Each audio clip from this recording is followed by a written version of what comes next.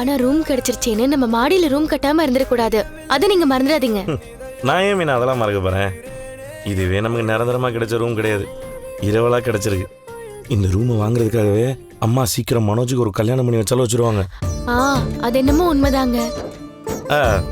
அதான் நம்ம ரூமுக்குள்ள தானே இருக்கோம், அப்புறம் எதுக்கு இவ்வளவு கேப்? இந்த லைட்லாம் எவ்வளவு அழகா இருக்குல்ல? ஆமாங்க, அப்படியே சுத்தி நட்சத்திரம் மாதிரி ஜொலிக்குது.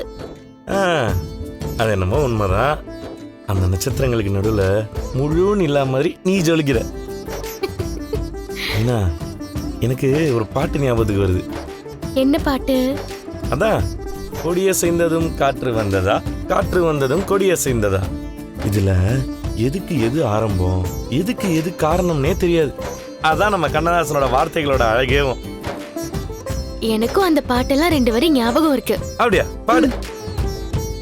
பெண்மை என்பதால் நாணம் வந்ததா, நாணம் வந்ததால் பெண்மையானதா, நிலவு வந்ததும் மலர் மலர்ந்ததா, மலர் மலர்ந்ததால் நிலவு வந்ததா.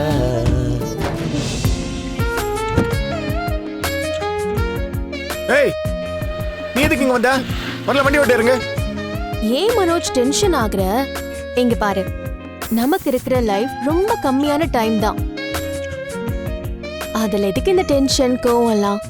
இருக்கிற டைமை என்ஜாய் பண்ணி வாழணும். நம்ம 2 பேரும் லாங் டிரைவ் போய் ரொம்ப நாள் ஆச்சு இல்ல? கார் எடு போலாம்.